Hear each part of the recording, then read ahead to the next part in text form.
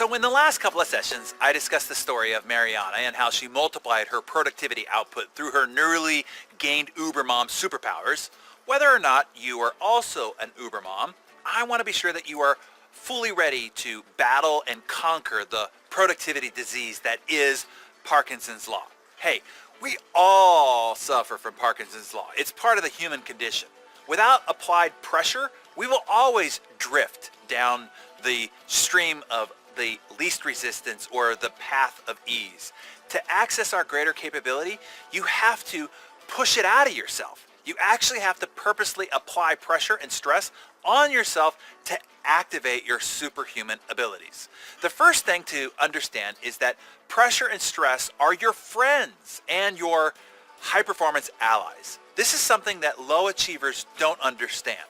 Stress is a stimulus for growth, for development, and for progress. Great performers welcome it. They want it. Actually, they thrive on it. They know that pressure occurs when meaningful accomplishment is possible. Look, humans are not designed to cope with stress, but to thrive on it. It's the psychological stimulant that fuels our daily performances to great heights. The human body performs at higher levels when stimulated by pressure and stress. Stress and pressure is the doorway to greater success. And then on the opposite side, the absence of stress or feeling pressure is a sure sign of boredom, lack of interest, and importance in what it is that you're doing. The only time that high performers are worried is when their heart isn't racing. As what one of the most feared pitchers spanning over 4 decades in the history of Major League Baseball, Nolan Ryan, would say, "The day that I am not nervous stepping onto that mound, that's the day I quit." Bill Russell is widely considered one of the best players in NBA history. A 5-time NBA Most Valuable Player, 12-time All-Star, Russell was the centerpiece of the Celtics dynasty, winning 11 NBA championships during his 13-year career.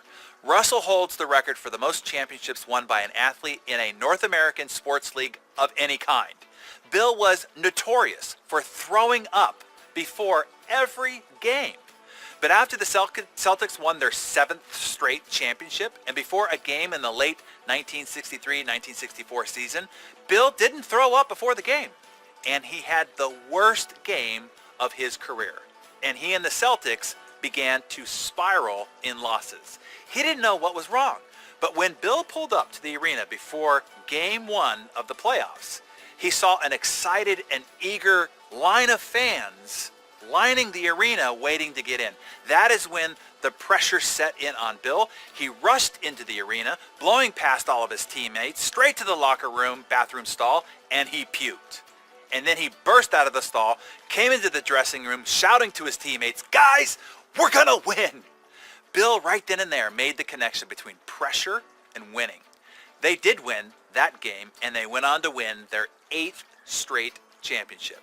Look, stress is different than distress. Pressure is different than anxiety. And nervousness is different than worry. But unless you learn to love pressure and perceive stress as an advantage, you are unlikely to join the ranks of high performers. Use pressure and stress to draw out your greater performance and potential.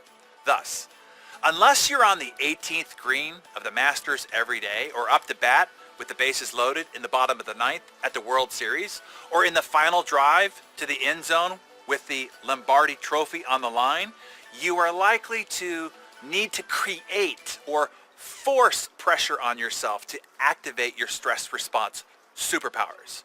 You do this by creating what we call Genesis deadlines, which is how Connie referred to them. Connie's the 94-year-old multi-billionaire who taught me the Sunday planning system that I now use to run my business and run my life.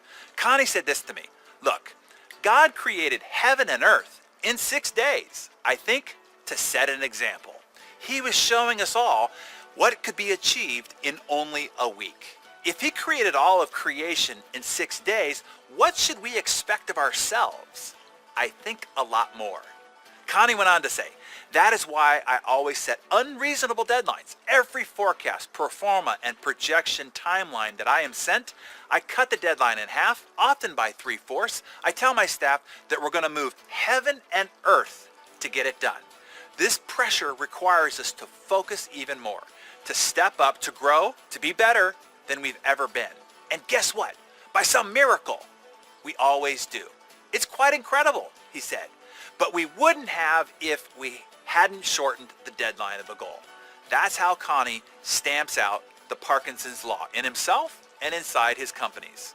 Connie went on to explain, if God had given himself 1 billion years to create all of heaven and earth, it probably would have taken that long. But he only gave himself a week, and that's how long it took. We too have that kind of creative power, but we don't apply enough pressure on our talents and creative power to realize it. If you haven't heard the full story of Connie and how the Sunday planning system works, I highly recommend that you check it out. I'll make sure that there's a link below today's session. It's a free tutorial, a gift from me to you. So, how do you use pressure for positive outcomes in your own life? I want you to share that with us in the comments below.